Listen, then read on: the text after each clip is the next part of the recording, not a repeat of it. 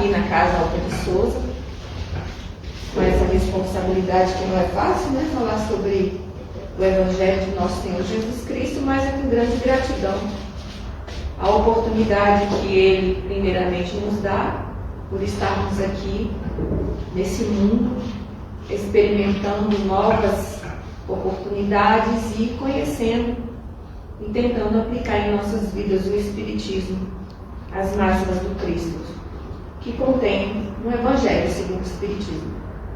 Como já foi falado, somos aqui do GAEB, da Casa ao Lado, e agradecemos a Casa Alta de Souza pelo convite. E que Deus nos abençoe hoje para dar início à nossa reflexão.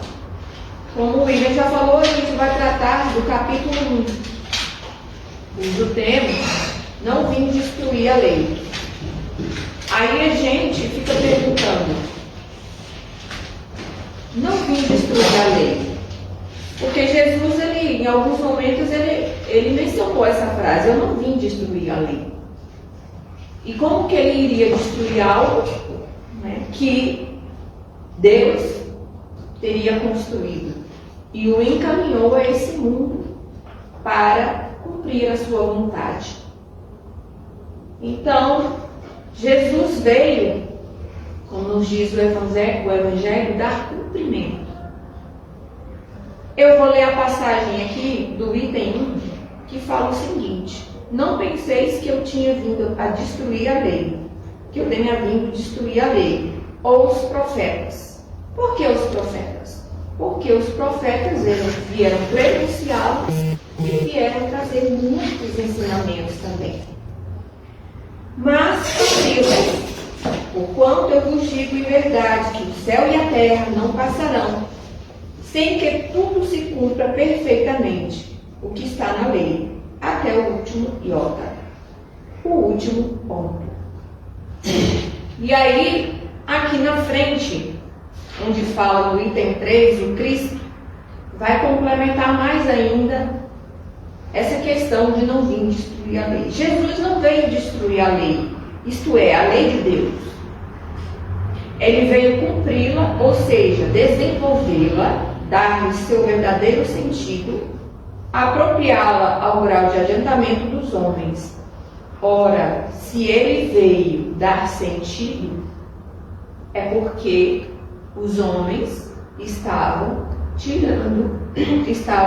retirando a essência desses ensinamentos, dos seus princípios, à humanidade.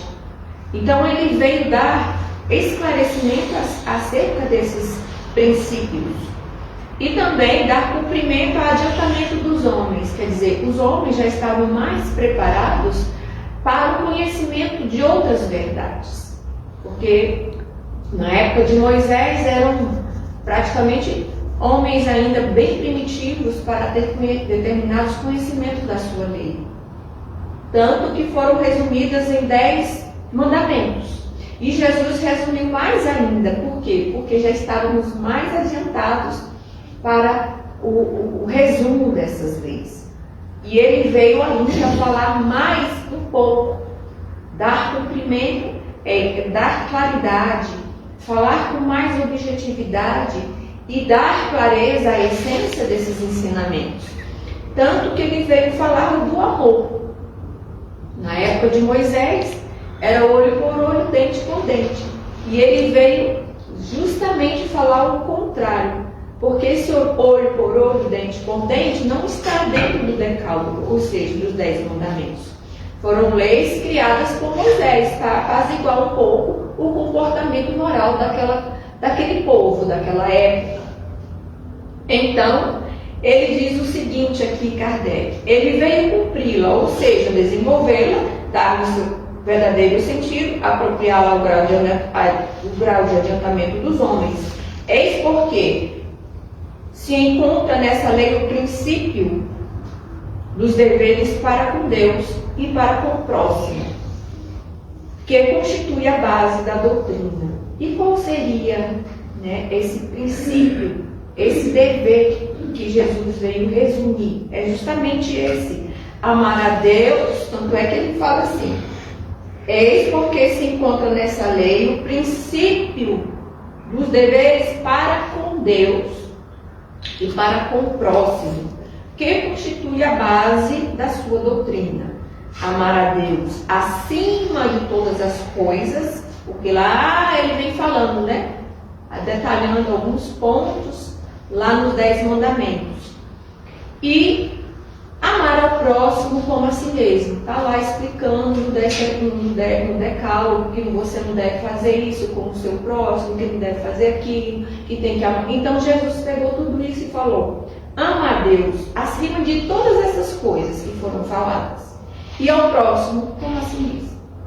Então, um resumo, uma síntese bem profunda, que se a gente vir isso aqui acha que é simples, mas não é. Tem muito mais coisas dentro dessa síntese do que a gente imagina. E acrescenta ainda: eis aí toda a lei e os profetas. Quer dizer, toda a lei está resumida nessa síntese. Porque os profetas também vieram trazer os ensinamentos. Por isso que ele diz: toda a lei e os profetas. Eu não vou tirar nada também dos que os profetas trouxeram para ensinar a humanidade. Ora, os profetas, quem enviou os profetas? Quem é o governador do planeta? Senão Jesus. E ele, com certeza, escolheu a dedo a cada homem responsável para trazer esses ensinamentos de acordo com a cultura e o local de cada país. Tanto que em determinados países muitos se destacaram nas questões morais, filosóficas, de ensinamento das relações sociais, até mesmo de política. Se destacaram no mundo todo. Então esses homens foram designados por Jesus, esses profetas. E aí veio um tempo em que precisou que ele mesmo viesse à terra, dar cumprimento a tudo o que ele deixou como responsabilidade a outros. Por essas palavras, o céu e a terra não passarão sem que tudo se cumpra perfeitamente, até o último jota. Jesus quis dizer que era necessário que a lei de Deus fosse cumprida, isto é, fosse praticada sobre toda a terra em toda a sua pureza. Está esclarecendo mais ainda o que ele quis dizer. Com todos os seus ensinamentos e todas as suas consequências, porquanto de que serviria ter estabelecido essa lei se ela tivesse ficado só com o privilégio daqueles que conheciam? Por exemplo, os que conheciam os doutos, os doutores da lei, os padres que tinham conhecimento do Evangelho, e como ficaria a população? Como ficaria essas pessoas sem ter acesso? Porque antigamente nem todo mundo podia ter acesso à Bíblia. Então, muitas coisas Jesus veio para modificar. O papel de Jesus, porém, não foi apenas de um legislador moralista sem autoridade que dá a sua palavra. Ele veio cumprir as profecias que os profetas prenunciaram quando ele viesse, que haviam anunciado sua vinda, e sua autoridade provinha da natureza excepcional do seu espírito. Ele veio ensinar os homens que a verdadeira vida não está na terra, ensinar-lhes o caminho que os conduz a esse reino, os meios de se reconciliarem com Deus e de preveni-los quanto à marcha das coisas que devem acontecer para a realização dos destinos dos homens. Quer dizer, muitas coisas ele deixou oculta, velada, para que, tanto que ele falava por parábolas, para que quando chegasse um tempo, a humanidade tivesse evoluída moralmente, tivesse evoluída no sentido social, no sentido também material, a ciência também tivesse se desenvolvido o suficiente para dar esclarecimento dessa relação entre o céu e a terra, para que tudo se cumprisse segundo a vontade de Deus. Então esperou-se o tempo em que a ciência se desenvolvesse a seu tempo, com o seu lado material, mas também pudesse falar de outras coisas que Jesus deixou oculto. E veio a ciência espírita em seu tempo predito, porque nada do que acontece aqui na Terra é aleatório. Tudo tem um planejamento. Tem o seu tempo, tem a sua época, tem o tempo em que o homem precisa evoluir intelectualmente, moralmente, para receber essas revelações, principalmente moralmente. Porque imagina se o homem conhecesse tudo em relação ao mundo espiritual, as coisas que Jesus detinha em conhecimento e em poder. O que o homem não faria? Se pouco ele conhece, ele já destrói o próprio mundo e assim mesmo. Imagine se ele tivesse conhecimento a mais do que ele poderia. Então, tudo deve vir a seu tempo, principalmente com o desenvolvimento moral humano. Então, Kardec falou de tudo, mas em termos, ele falando, Jesus falou de tudo, mas em termos mais ou menos explícitos e para perceber o sentido oculto de certas palavras, era preciso que novas ideias, novos conhecimentos viessem nos dar a solução. E essas ideias não poderiam surgir antes de um certo grau de maturidade do espírito humano. Aqui eu li só para complementar ou dar veracidade àquilo que eu tinha colocado. Aí veio a ciência, que é o espiritismo. E Kardec diz assim: o espiritismo é a nova ciência, lá no item 5, que veio revelar aos homens com provas irrecusáveis a existência da natureza e a natureza do mundo espiritual e as suas relações com o mundo corporal.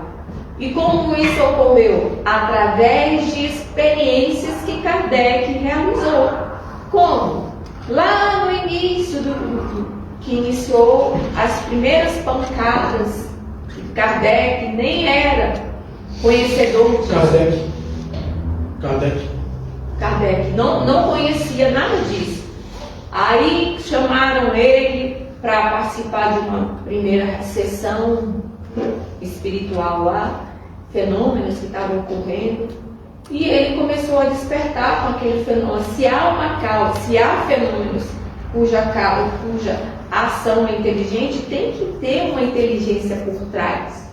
Então ele começou a pesquisar, fazer experiências segundo a ciência, né? Com base em experimentos, com bases em ideias, com base em informações, com base em tudo que a ciência oferece para dar veracidade àqueles fatos. Tanto que o Espiritismo mostra com realidade essa existência do mundo corporal, quando ele codificou a doutrina espírita por meio do quê? Por meio de médiuns que trouxeram ideias de quem? Dos espíritos, ou seja, de homens que já haviam desencarnado e que pertenciam ao outro lado, vamos dizer assim, da nossa capacidade de percepção, que é o mundo espiritual. O Espiritismo nos mostra esse mundo não como algo sobrenatural, quer dizer, que está acima da natureza. Não é algo que está acima da natureza, é justamente algo que é natural, que faz parte da natureza. Só que uma natureza que o homem material não tem tanto acesso ainda, porque precisa evoluir mais moralmente para ter acesso a essa natureza sutil, que é o contato com o mundo espiritual. E esse contato é incessante, é o tempo todo esse contato que o homem tem com o mundo espiritual por meio de sentidos. Não necessariamente os nossos sentidos materiais, mas um sentido extra, que é a percepção da mediunidade que a pessoa possui, de perceber algo que está fora dessa nossa capacidade de ponderação. É algo imponderável, quer dizer, ponderável é aquilo que se pode ver, tocar, e imponderável é o que você não pode ver nem tocar. Daí o Espiritismo vir explicar as questões, principalmente dos milagres. porque não existem, segundo a doutrina espírita, milagres. Há fenômenos naturais perfeitamente explicáveis pela ciência espírita, porque isso tudo depende de fluidos. O mundo imagine o oceano. É como se nós estivéssemos imersos em oceano fluídico. E esse oceano fluídico, esse fluido, é a matéria primitiva de onde origina tudo. Tudo. É a matéria primitiva de onde origina tudo. Daí as modificações e combinações de matérias com diferenciações de moléculas, de átomos, para se transformar em outros, com misturas e quebras de moléculas, misturas com outros átomos, vai virar outra matéria, enfim. Por isso que nada é destruído, tudo é reaproveitado. Lá no Livro dos Espíritos fala da lei de destruição muito bem, de que nada morre. Tudo é reaproveitado, tudo dá continuidade por meio de transformações naturais, por meio dessas leis regidas por Deus. Lá no Livro dos Espíritos falam dessas leis, das 10 leis, que inclusive tem a ver com o Decálogo, trazido por Moisés. Aqui, aí vem nos falar o Espiritismo das 3 revelações, lá no item 6. A lei do Antigo Testamento está personificada em Moisés. Moisés veio trazer esses ensinamentos por meio do Decálogo, os 10 mandamentos. A segunda revelação, quem sabe me ajudar? Quem seria? Moisés. Primeiro foi Moisés, depois quem foi? Jesus. Jesus Cristo. E a terceira revelação? Espiritismo. Mateus. O Espiritismo. Moisés veio acalmar aquele povo todo imaturo, falando de uma lei rígida, olho por olho, e Jesus veio falar do quê? Do amor.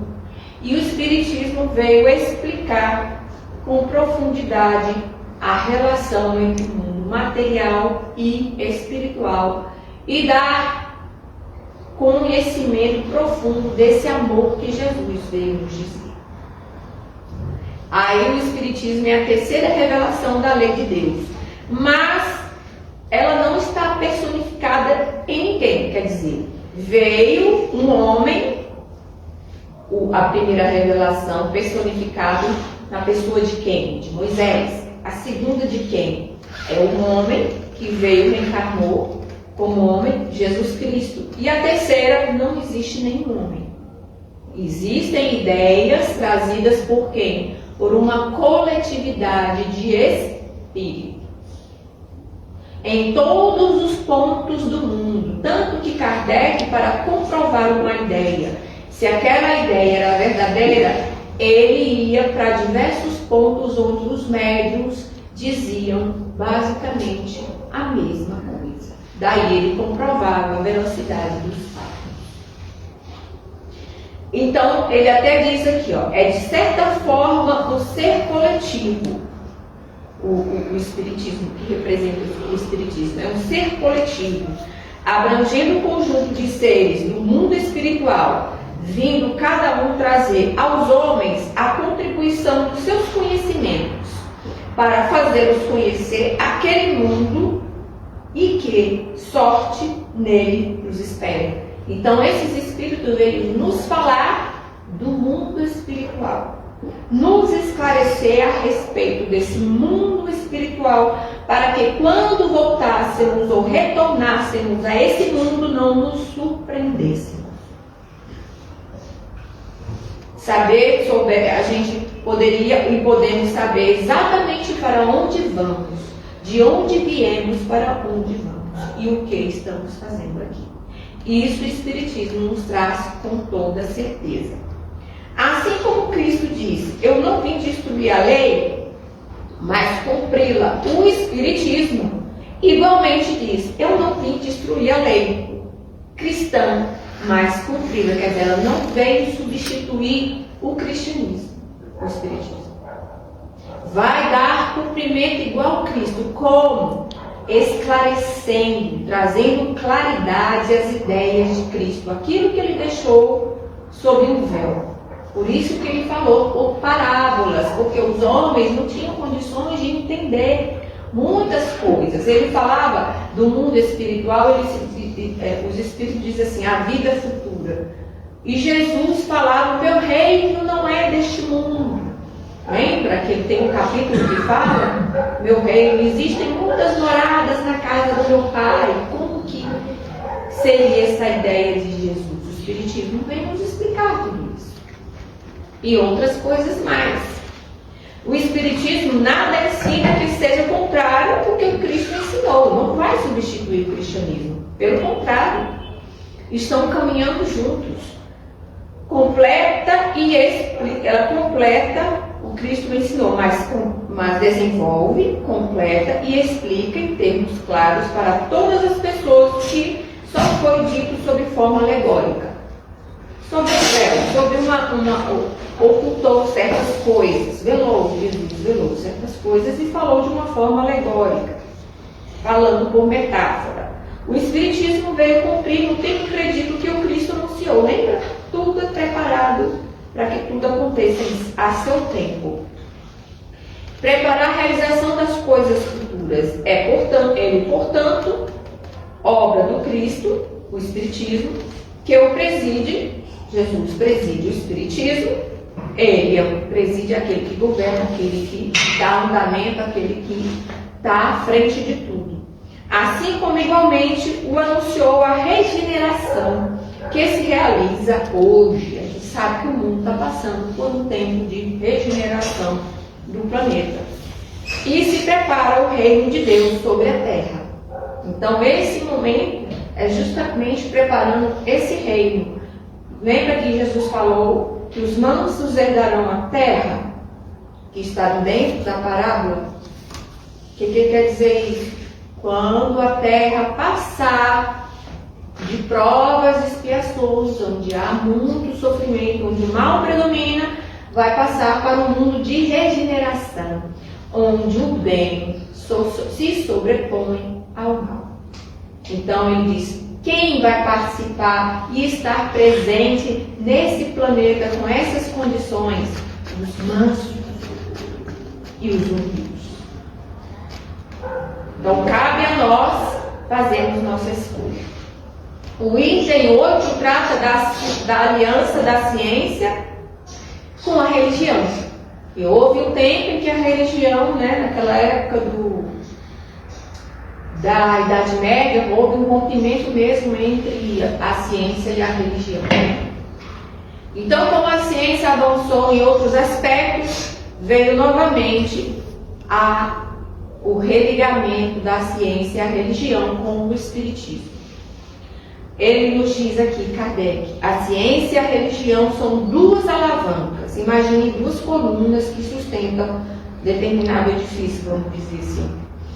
Principais é aquilo que é principal dentro de algo que dá sustentação, da inteligência humana, a ciência e a religião. Uma revela as leis do mundo material, quem? A ciência, que vai falar sobre a matéria, o que está na matéria, o que é ponderável. É lógico, tem que ser uma ciência material.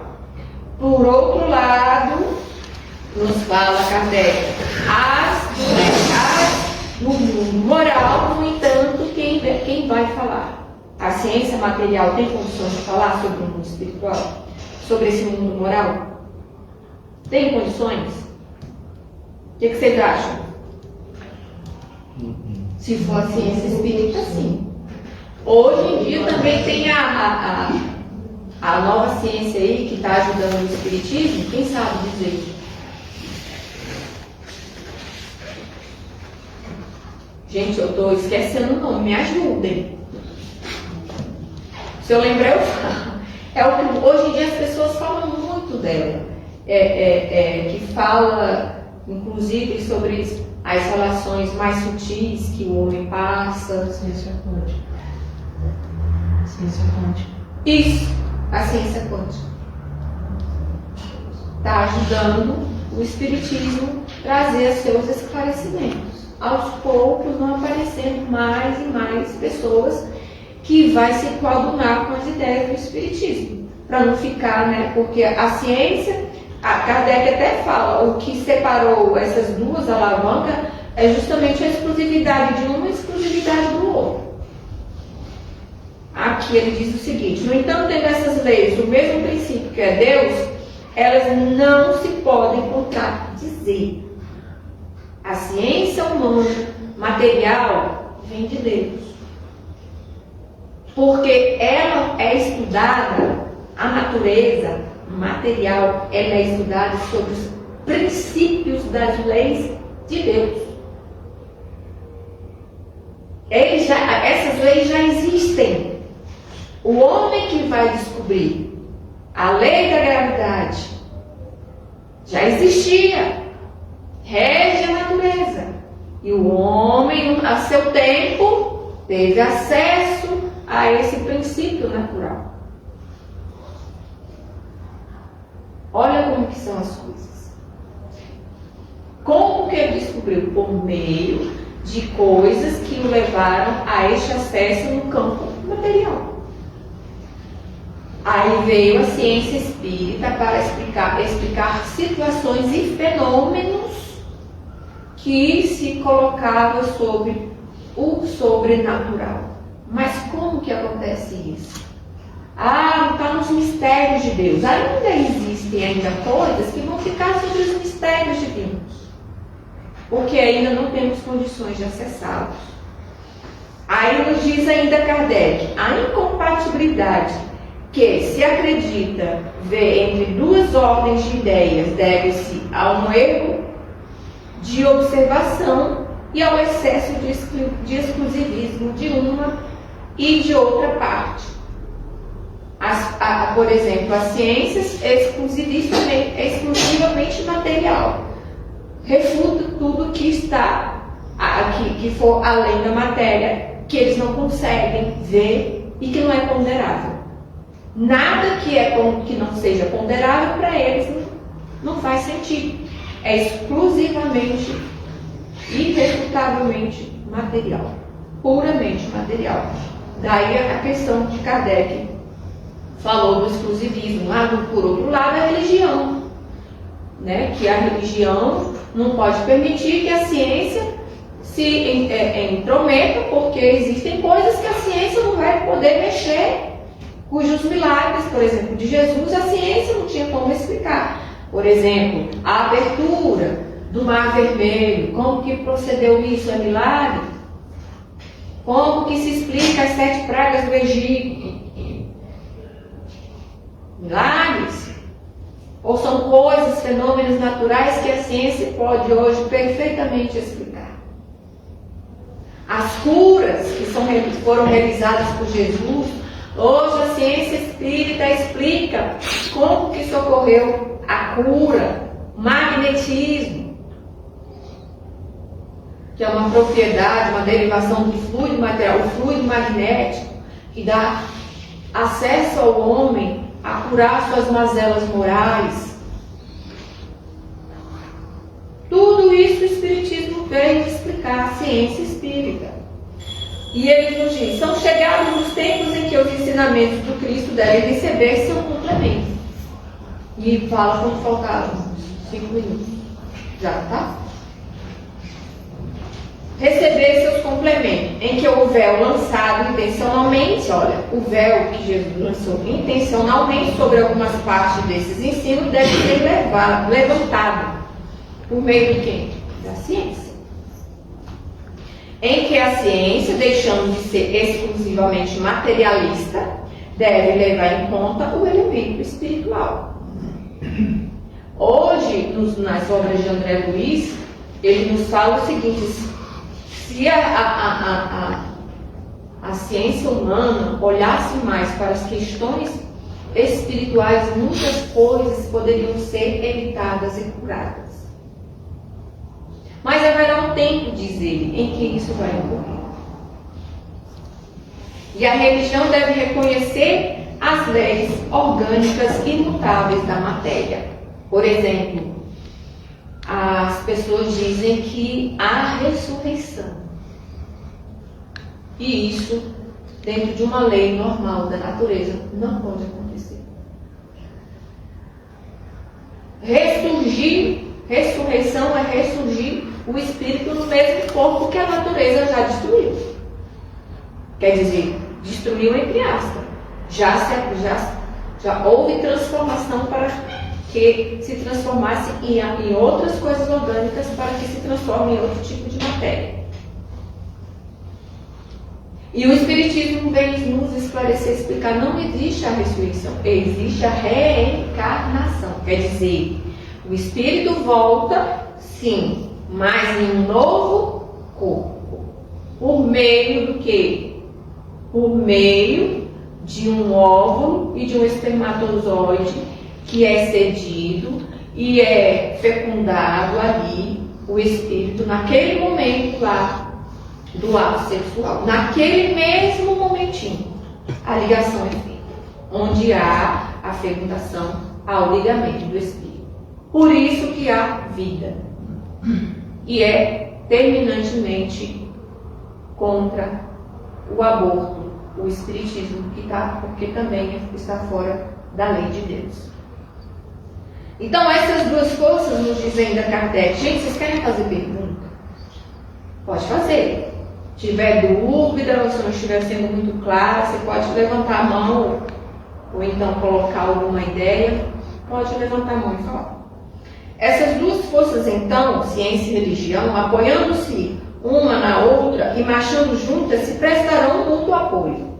Porque, como disse lá no início, as duas são criação de Deus.